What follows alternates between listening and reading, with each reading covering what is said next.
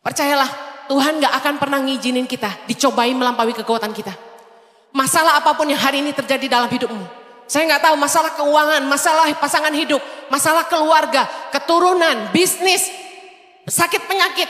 Percayalah, Tuhan memberikan kekuatan, kamu pasti dapat menanggungnya. Dan Tuhan sudah menyediakan jalan keluar bagi kamu. Yang kamu harus ingat adalah gini, aku harus punya tekad dan kegigihan. Aku harus punya komitmen untuk mencari solusi. Aku harus mampu belajar dari kegagalan. Kamu harus bertekad untuk terus maju. Apapun masalahnya, jangan nyerah sama keadaan. Selama kita masih punya Tuhan dan kita tidak menyerah, kita masih punya harapan buat masa depan. Amin. Roma 3 ayat 23 dan 24 berkata gini, karena semua orang telah berbuat dosa dan telah kehilangan kemuliaan Allah dan oleh kasih karunia telah dibenarkan dengan cuma-cuma karena penebusan dalam Kristus Yesus. Bayangkan gini, Yesus sudah menebus kita, dia mengorbankan dirinya, dia berjuang untuk kita supaya kita jangan binasa tapi beroleh hidup yang kekal. Katakan amin. Kalau Yesus saja mau berjuang buat kita, kita juga harus berjuang untuk hidup kita sendiri. Katakan saya harus berjuang. Kita gak boleh nyerah.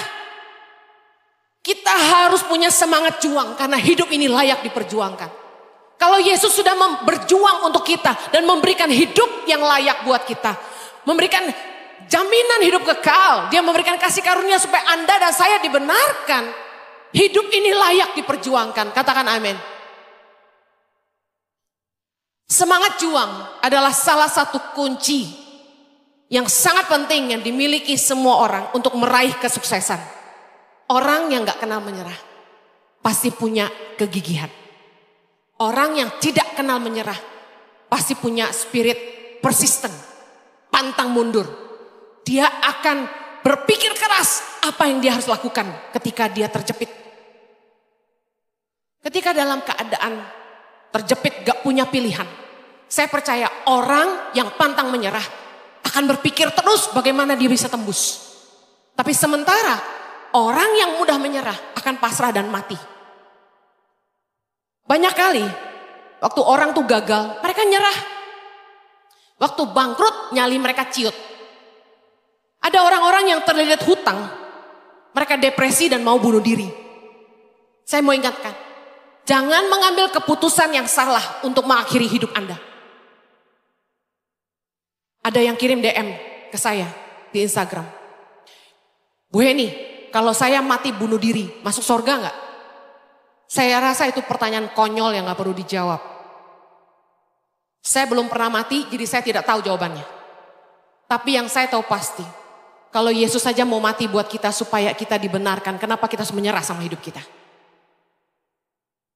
Selama Anda tidak menyerah, Anda masih punya kesempatan untuk bangkit dan pulih. Katakan amin. Yang penting gak boleh nyerah.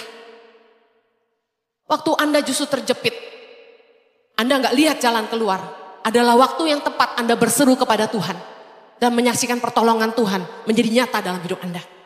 Ketika kita gak punya pilihan apa-apa, ketika gak ada seorang pun yang bisa tolong kita, satu-satunya pengharapan kita cuma Tuhan. Saya kasih tahu, adalah kesempatan Anda mengalami mujizat, keajaiban dan berjalan dalam kemustahilan. Katakan amin. Mazmur 46 ayat 2 berkata, Allah itu bagi kita tempat perlindungan dan kekuatan. Sebagai penolong dalam kesesakan sangat terbukti. Katakan Tuhan adalah penolong dalam kesesakan. Dia adalah penolong kita dalam kesesakan. Jangan lari, hadapi masalahmu. Kita harus berani menghadapi semua tantangan. Kalau Anda punya hutang yang banyak, jangan kabur. Jangan lari. Hadapi. Anda harus hadapi orang yang Anda hutangi. Dan minta waktu untuk melunasi. Apa yang Anda harus lakukan? Banyak kali orang kalau banyak hutang gak bijaksana.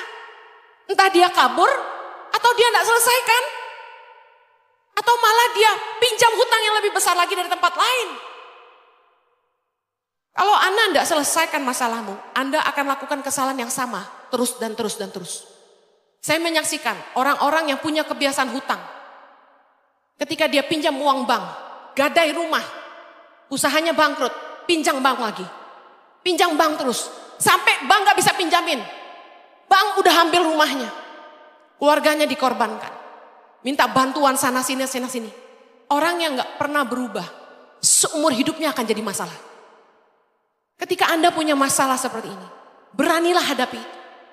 Kita harus berani menghadapi konsekuensi dari perbuatan kita sendiri. Katakan amin. Hadapi orang yang Anda hutangi. Pergi ke bank. Jelaskan keadaanmu. Usaha saya gak jalan. Modal yang dipinjamkan gak bisa kembali. Tapi beri saya waktu. Kalau bank bisa bantu saya. Untuk paling tidak. Jangan dikenakan bunga lagi. Kalau gak saya gak bisa bayar gitu. Kecilkan cicilannya. Saya akan berusaha kerja. Kita harus berusaha. Selama Anda tidak menyerah. Masih ada peluang untuk bangkit lagi. Katakan amin. Kalau Anda tidak ngerti hukumnya. Tanya temanmu yang lawyer. Saya yakin. Selama Anda punya koneksi yang baik. Teman-teman yang baik. Makanya carilah teman yang baik. Amin. Minta nasihat. Yang ngerti hukum. Bro, gue ada utang. Gue gak bisa bayar. Gimana caranya? Kami sampai menyediakan konselor untuk menolong jemaat yang hutang gak bisa bayar supaya dibimbing. Dan saya dengar ada yang berhasil ditolong berkat bimbingan lawyer yang pengerja ICI. Bisa sampai jadi kecil sekali hutangnya. Jadi bunga-bunganya dihapus. Nah, gimana caranya? Saya gak paham. Tapi yang saya tahu pasti gini. Kalau Anda gak lari, orang akan hargai. Kalau Anda kabur, Anda kemanapun gak akan tenang hidupmu. Saya kasih tahu. Anda pasti pilihannya cuma satu, pindah negara atau ganti wajah. Betul nggak? Daripada bunuh diri, hadapi. Bertanggung jawablah atas keputusan dan perbuatan kita. Kalau usaha kita bangkrut, nyalimu nggak boleh ciut. Orang gagal harus belajar supaya kita bangkit lagi. Orang yang sukses hari ini, mereka adalah orang-orang yang sudah melewati banyak kegagalan.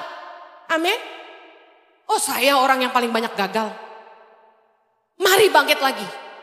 Miliki tekad untuk menyelesaikan masalah kita. Jangan lari dari masalah. Selama Anda punya Tuhan, Dia sanggup menolong Anda. Amen. Tuhan itu bisa membuat mujizat yang membuat Anda terkesima. Satu tetes mujizat Tuhan mengubah segalanya. Apa yang manusia tidak bisa lakukan, apa yang mustahil bagi kita, apa yang buat kita terbatas, buat Tuhan itu sangat mungkin. Katakan amin. Dengar, ketika Anda menghadapi masalah, jangan mengandalkan manusia. Jangan pernah mengandalkan manusia. Yeremia 17 ayat 5 bilang, terkutuklah orang yang mengandalkan manusia. Yang mengandalkan kekuatannya sendiri.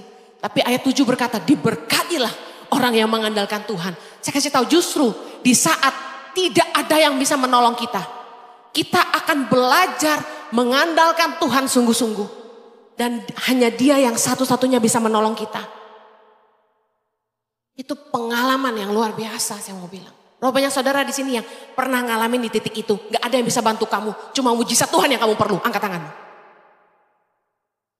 Tuhan kita luar biasa. Katakan Tuhan luar biasa. Tuhan luar biasa. Haleluya. Lukas 1 ayat 37. Sebab bagi Allah tidak ada yang mustahil. Yuk, pejamkan matamu, angkat tanganmu, bilang ini. Sebab bagi Allah tidak ada yang mustahil. Bayangkan semua persoalanmu dan katakan, sebab bagi Allah tidak ada yang mustahil. Yang sakit berkata, aku percaya aku sembuh.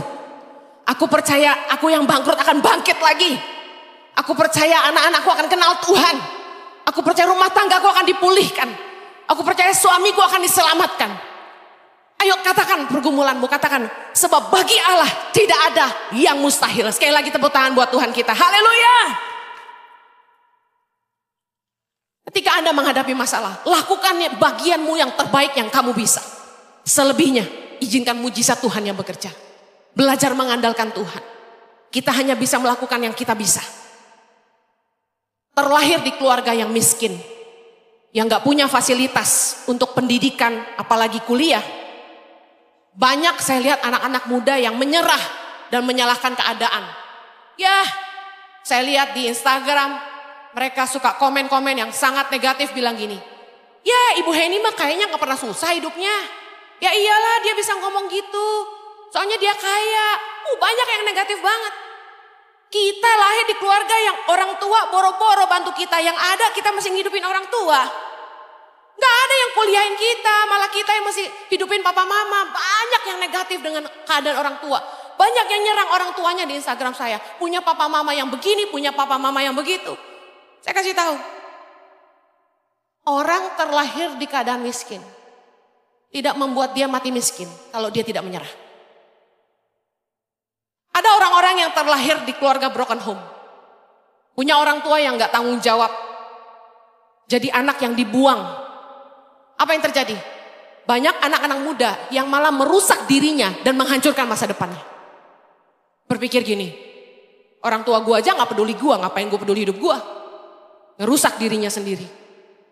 Alasannya apa? Saya dari keluarga broken home. Yesaya 49 ayat 15 kita baca sama-sama. Dapatkah seorang perempuan melupakan bayinya sehingga ia tidak menyayangi anak dari kandungannya? Sekalipun dia melupakannya, aku tidak akan melupakan engkau. Tuhan bilang gini, sekalipun seorang mama yang mengandung anaknya bisa lupa sama bayinya, aku tidak akan melupakan engkau. Luar biasa. Saya pernah ngomong gini sama teman saya. Gue gak kebayang ya, ada mama yang bisa lupa sama anaknya sendiri yang dia kandung 9 bulan. Kenyataannya ada. Tapi Tuhan bilang gini, aku tidak akan melupakan engkau. Sekalipun orang tuamu meninggalkan kamu, aku sekali-kali tidak akan meninggalkan engkau. Amen. Tuhan gak akan pernah lupa sama kita. Karena itu apapun keadaanmu hari ini, sekalipun kamu lahir di keluarga miskin, tanpa fasilitas, mau kuliah aja susah, jangan nyerah. Saya percaya dengan pepatah yang berkata, di mana ada kemauan, di situ pasti ada jalan. Keadaan kita tidak akan menentukan masa depan selama kita masih punya pengharapan. Katakan amin. Pegang baik-baik Yeremia 29 ayat 11 yang berkata, sebab aku ini mengetahui rancangan-rancangan apa yang ada padaku mengenai kamu. Demikianlah firman Tuhan, yaitu rancangan damai sejahtera dan bukan rancangan kecelakaan, untuk memberikan kepadamu hari depan yang penuh pengharapan. Pengharapan kita kepada Tuhan dan semangat yang tidak kenal menyerah adalah kendaraan kita untuk mencapai kesuksesan. Katakan amin. Saya percaya bahwa gini, gak semua orang beruntung lahir di keluarga yang harmonis, punya orang tua yang baik dan tanggung jawab. Gak semua orang punya orang tua yang bisa jadi teladan, yang pernikahannya baik-baik saja. Gak semua orang terlahir di keluarga yang semua serba ada. Tapi semua itu tidak menjadi penghalang buat kita punya masa depan yang penuh pengharapan. Amen. Saya udah khotbah bolak-balik cerita tentang apa yang saya lalui di hidup saya. Umur 10 tahun ditinggal orang tua. Saya harus berjuang buat hidup saya meskipun hancur-hancuran.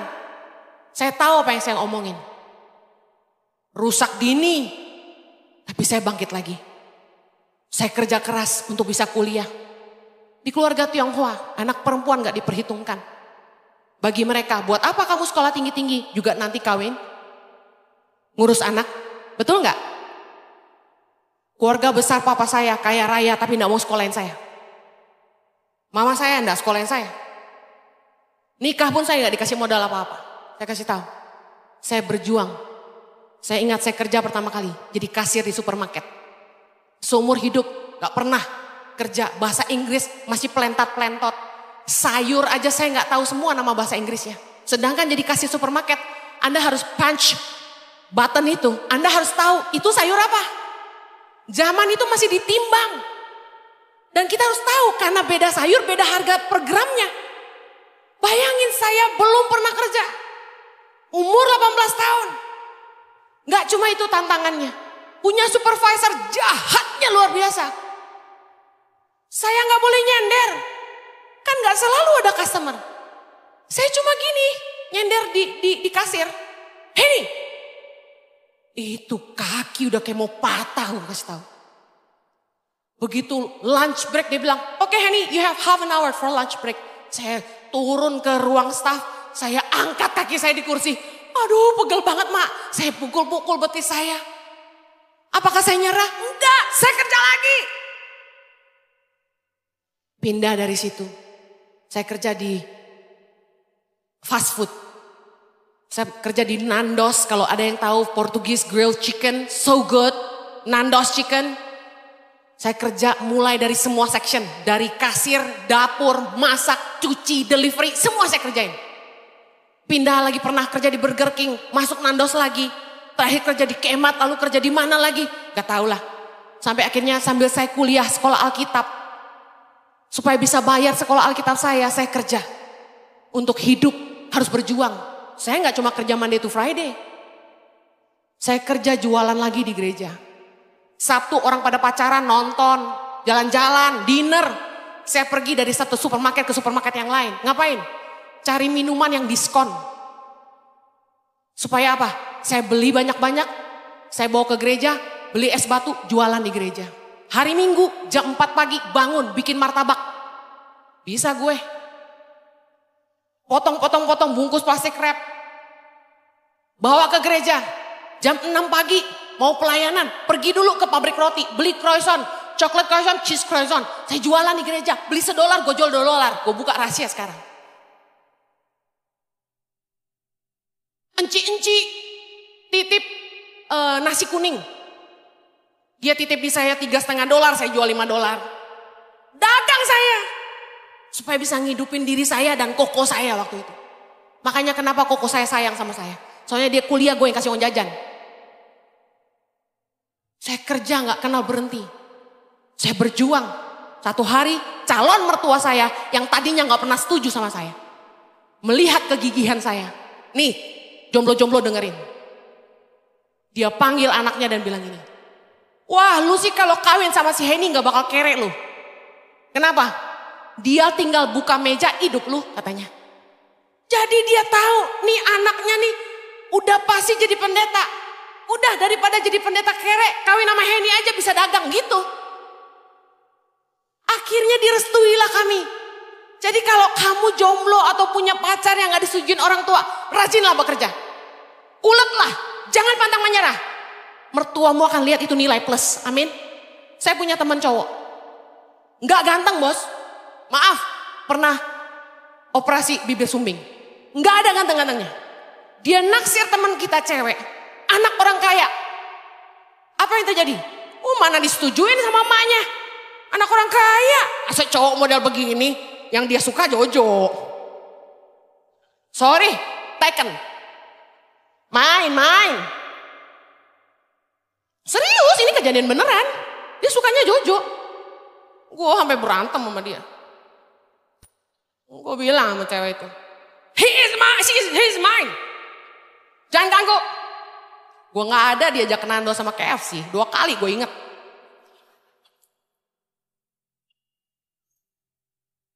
Terlaluan. You are mine, you know. Jadi gak apa-apa. Mumpung saya di sini saya balas dendam. Jadi saya lihat anak cowok ini luar biasa. Keluarganya broken home. Papanya cerai, mamanya gak peduliin dia. Dia sama kayak saya. Dia harus kerja keras untuk menghidupi dirinya. Mama cewek itu memandang rendah dia. Karena dipikir kere. Apa yang dia lakukan? Dia kerja triple job. 3 kerjaan. Dia kerja, dia cari uang, dia nabung. Dia kerja cari uang nabung. Dia gak pusingin shopping, dia gak pernah makan mewah-mewah. Dia kerja. Apa yang terjadi? Mama si ceweknya ini ngelihat kegigihan dia. Akhirnya direstui. Hari ini anaknya 2. Luar biasa? Jangan pantang menyerah dong. Ayo katakan kanan kirimu, kamu harus pantang menyerah. Jangan suka nyerah gitu aja. Ditolak mertua kamu langsung ciut, fayah. Anak muda zaman sekarang cinta ditolak, dukun bertindak. Parah. Bangkit dong. Roma 5 ayat 3. Kita baca sama-sama. Dan bukan hanya itu saja. Kita malah bermegah juga dalam kesengsaraan kita. Karena kita tahu bahwa kesengsaraan itu menimbulkan ketekunan. Dan ketekunan itu menimbulkan tahan uji. Dan tahan uji menimbulkan pengharapan. Ketika kita hidup dalam kesengsaraan dan penderitaan, dengar baik, kamu hanya punya dua pilihan. Anda mau bangkit atau Anda mau terpuruk? Anda mau berkata, yes, gue harus bisa. Atau Anda menyerah dan berkata, ya udahlah, emang nasib gue. Gue terlahir miskin, di keluarga miskin, di lingkungan miskin, ya gue harus miskin. Loh, kenapa menyerah? Kalau Anda bangkit, Anda akan menunggangi kesengsaraan itu dan beroleh ketekunan. Dan dari ketekunanmu, Anda akan mendapat tahan uji, tahan banteng. Dan kemudian Anda akan jadi lebih kuat dan kemudian Anda akan punya pengharapan. Mari berkomitmen. Apapun masalah Anda hari ini, apapun tantangan yang Anda hadapi hari ini, kamu harus bertekad, saya harus cari solusi, bukan lihat kanan kiri. Amen. Anda harus bertekad, saya harus terus maju. Sekalipun rintangan di hadapanmu terlihat sangat berat, kamu harus berjuang. Jangan biarkan tantangan menghentikan langkah Anda, tapi jadikan tantangan itu peluang untuk terus berkembang. Katakan amin. 1 Korintus 10:13 berkata, pencobaan-pencobaan yang kamu alami adalah pencobaan-pencobaan biasa yang tidak melebihi kekuatan manusia. Sebab Allah setia dan karena itu Ia tidak akan membiarkan kamu dicobai melampaui kekuatanmu. Pada waktu kamu dicobai, Ia akan memberikan kepadamu jalan keluar sehingga kamu dapat menanggungnya. Percayalah, Tuhan gak akan pernah ngizinin kita dicobai melampaui kekuatan kita. Masalah apapun yang hari ini terjadi dalam hidupmu, saya gak tahu, masalah keuangan, masalah pasangan hidup, masalah keluarga, keturunan, bisnis, sakit penyakit, percayalah Tuhan memberikan kekuatan, kamu pasti dapat menanggungnya. Nah, Tuhan sudah menyediakan jalan keluar bagi kamu. Yang kamu harus ingat adalah gini, aku harus punya tekad dan kegigihan. Aku harus punya komitmen untuk mencari solusi. Aku harus mampu belajar dari kegagalan. Kamu harus bertekad untuk terus maju. Apapun masalahnya, jangan nyerah sama keadaan.